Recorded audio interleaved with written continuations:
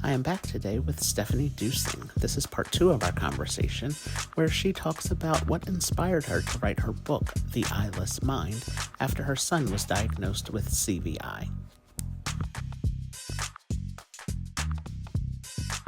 Impressive to me, and it's really great that you were able to turn this journey into a book. Oh, Um, thank you. yeah, and that is again, I really believe that we can really help change the tone of conversation about disabilities through sharing our stories. And the fact that you wrote a book called The Eyeless Mind is that's great. Can you share with us a little bit of what your book is about and also how it can be purchased? Oh, thank you. Yes. I so appreciate this. First, I Yes. wanted to say that I'm really honored that my book is being used as part of my book is being used as required reading for a class at Perkins, Oh, being taught great. by Nida Mato out of the San Francisco Lighthouse for the Blind, and Matt Tijan, who's a TVI, and Rachel Bennett. So it's really an honor to see that my book is being used that way. And I would say if anybody's interested in the true story of how a music teacher made a major medical discovery in the field of visual neuroplasticity, that's what my book is about. And the Yes. horrific medical malpractice we experienced trying to get a diagnosis for a common visual impairment. And it's actually not a technical book at all. I've been told that it's really quite entertaining and a quick read. Most people tell me they finish it in 2 or 3 days and can't put it down. So I Great. find that amusing because, I mean, there's a lot of trauma in that book, but Hmm. if you can't laugh, right? I mean, you have to be able to laugh at the craziness of True. life. That's Yeah. so true. That is so, so true. Yeah. And Yeah. one of the things I talk about and I share openly is that I actually, I'm a survivor of life-threatening child abuse. And my mother had something called Munchausen by proxy, Hmm. which is I think, a pretty rare form of mental illness where you actually deliberately harm your own child in order to get attention and sympathy. And so I was repeatedly and intentionally abandoned from the age of 4 when I started kindergarten. And I share that in my story because what we realized when my son was 15 is that I had made a very conscious decision when I was pregnant with my son to end my relationship with my mom for safety reasons. There was no safe way to have my mom around my son. And so there was a lot of irony when we realized at the age of 15 that I had been dropping a blind child off at preschool, a child who could not navigate, who couldn't recognize his teachers or his friends. And the only symptom that we ever had that there was anything wrong was what appeared to be mostly anxiety, like mild anxiety. It didn't even look severe. And so there was a lot of, I think, a lot of guilt around that, you know, and it's an invisible disability. If any of you listening today met my son, you would never know that my son is blind. You can't tell academically or physically or socially. And so, I have had to spend a lot of time working on myself and the guilt and not having, like you can't know what you don't know, what the doctors don't know, right? So yeah, so I share that as part of the story because when we did figure out my son was blind, I was actually falsely labeled a Munchausen mom for trying to get him a Wow. diagnosis. Yeah. So that's part of our story. So that's why I just wanted Wow. to mention that because if you read my book and you're like, well, why is she talking about her mom? Like, well, because it's relevant later. Wow. Yeah.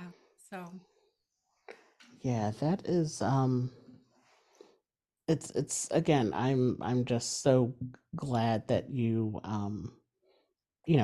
all of this, trauma, it is very traumatic, and um you found a way to share your story to help others and to share your experience and your son's experience, and just Thank you. You know, that's really, really great. Dr. Maribet has told me that they have changed the entire direction of the research at the Laboratory for Visual Neuroplasticity regarding CVI around what they've learned from my son the first time he came through in 2018. And they are now tracking the verbal IQ scores of everyone they study. And they're just looking at this verbal mediation. And, so I feel like we have contributed to the science around CVI, and I'm really, really grateful to have been able to do that because I think it's so important. So, Yes. So you shared a little bit about being misdiagnosed, with many other things before the CVI diagnosis occurs. What can you share about why children are often misdiagnosed with other things before they are diagnosed with CVI? well, because CVI can be an entirely invisible disability, as we know we've got 1 in 30 students in a regular education classroom with symptoms of CVI. And if you've ever walked into a school, did you know that one kid in every class you were in was blind or visually impaired? You probably didn't realize that, right? Right. And so what happens is common symptoms of CVI often overlap with autism. And so, for example, we have photos of my blind son making regular, consistent eye contact from his earliest days. And it's actually been a really severe um, stereotype that, for years they were teaching people that all kids who have CVI don't make eye contact. But the reality is, we have photos of my blind son making regular eye contact from his earliest days. And we know 1 in 30 students in a regular education classroom have symptoms of CVI. And I bet their parents have photos of their kids making eye contact too. Right. So, but for some people who have CVI, they don't make eye contact. And so that is a common symptom with autism. And I think it's absolutely possible. And in fact, I know people who have autism and also have CVI. They have both, but it's also possible that people who have been told that they have autism actually have CVI. And I know people who've had that experience as well. So, overlapping symptoms. And, when you ask children who are blind or visually impaired to do visual tasks at school that they don't know, they can't even see. And I want to be really clear, all people who are born with CVI assume that you see what they see. They have no way of knowing that their vision is It's different because different. they've never seen with the brain that sees. And so they don't know that there's anything wrong with their vision, and they can't tell you that there's anything wrong with their vision because they don't know. They literally don't know. And so, yeah, and so that's an issue. And so, but when you put a kid in an academic environment and expect them to do visual tasks like reading or writing, we won the CVI lottery, whereas my son had visual access to numeracy and literacy just by pure luck of having the area of his brain that recognized symbols. That part wasn't damaged, right? But that was Mhm. just luck. And so I actually have a very dear friend in Vermont, and they discovered that their child was had CVI, even worse than my son, even more severe. And again, this child passed for typically sighted, passed all their vision tests, never had anyone express any concerns about them having a disability. And they found out at the age of 12 that this child actually is blind. Just this, Wow. the child's, I mean, is very verbal like my son and is perfectly capable of describing their functional vision now that they know that their vision's different, just like my son can. And for this child, they say the only part of their vision that works regularly is their color vision. Wow. Yeah, so they struggled for years and years trying to teach reading to this child. And they did every research-based dyslexia intervention under the sun, one-on-one. They're a homeschool parent. The mother is brilliant and an educator. The child is brilliant, very verbal. And they did every research-based dyslexia intervention with no success, and then realized the child had CVI. And you know how my son has prosopagnosia, which is an inability to recognize faces? Mhm. This child in Vermont has a letter agnosia and cannot form a visual memory of the shape of a letter. They can feel the shape. Like if you trace it with their hand, they can feel it, but they can't form a visual memory of it. Just like my son can draw a beautiful face, but he can't form a visual memory of a face. Hmm. And so they started Braille. I think it is almost 2 years now. And this child is reading and writing for the first time at grade level for the very first time and is excelling. They're doing Nemeth code. And it's been remarkable watching the just incredible progress this child has made in 2 years with Braille and Nemeth code. That's just all so impressive. I'm so glad that um, the medical advances and technology are improving, and that now, hopefully, and in the future, they continue to, learn more about this diagnosis and can really start assisting families a lot sooner. Dr. Nicola McDowell, she's in the education side of things. She has come out with a CVI app that just went live recently Oh, that can nice. help to identify people with CVI, and it's literally uses eye tracking software because there's abnormalities in eye tracking that you can see in people who have CVI, and so that app is out. Yeah, There's it's all just and I love what you said about, children that are born with this condition, they have no other way of knowing no, that their vision is different than what other, they think what they see every other person sees. And that is such a true, it's yeah. a great way to explain things, Well, and because yeah, they yeah, just they don't know that anything is different for them because they have no way of sharing that at first when they're, younger, of course, they but have nothing to compare to, nothing to right? compare it to. Hmm. Yeah. And so they assume that you see what they see. And so for my son, he was like, I just assumed that everybody navigates by counting their steps and turns. But he Right. also said, I always knew I was much more freaked out about going places than everyone around me was, and I had no idea why. And it caused Wow. tremendous trauma. Every single person that I know, and I know a lot of people in the CVI world now after 7 years of advocacy, every single person that I know who went for years or decades, missed and undiagnosed, suffered severe, severe trauma from being blind in a world where nobody knew they were blind and Mhm. nobody helped them with blindness skills.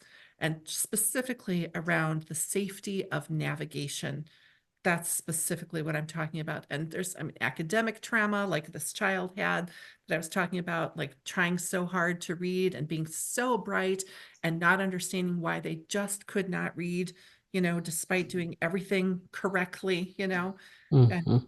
and having such a dedicated and motivated and intelligent parent that was researching and doing everything right and having no success, you know.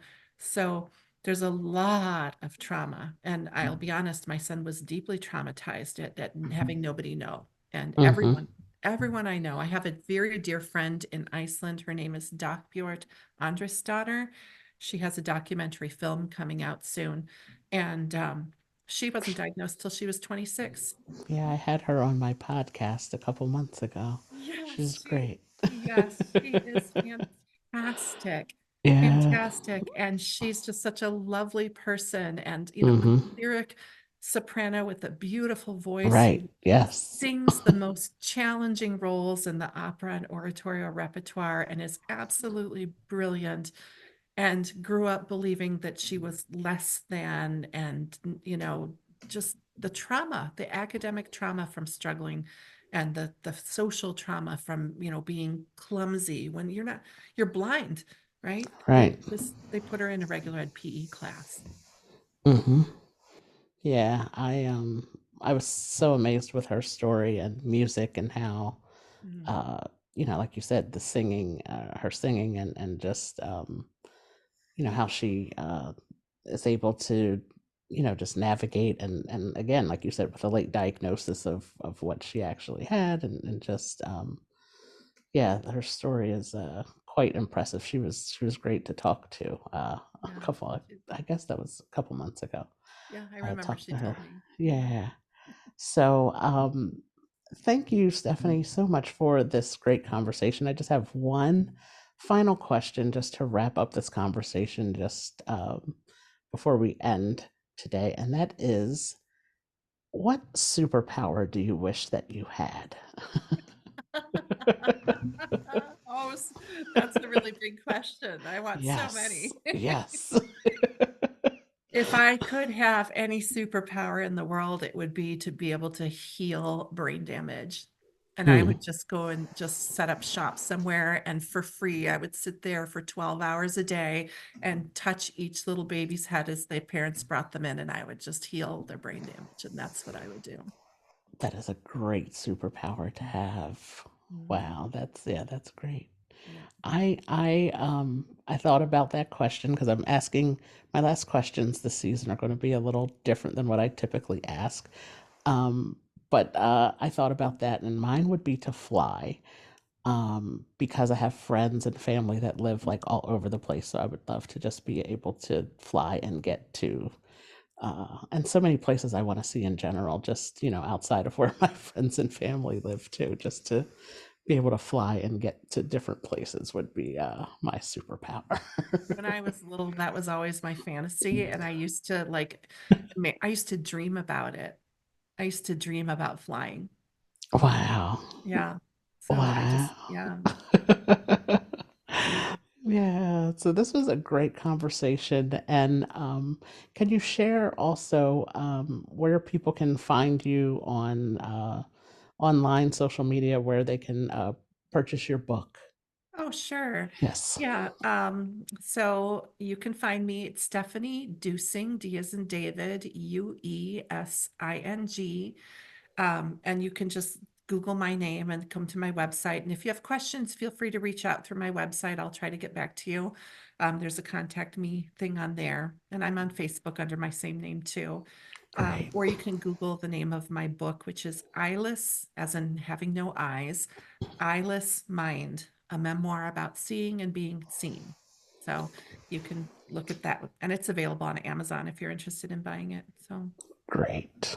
Stephanie, thank you so much for this conversation and for educating us about CVI and how it has impacted your family and the um, great things that are happening because of you and your family sharing your story the team effort, and definitely yeah, a team effort. and the way that everyone is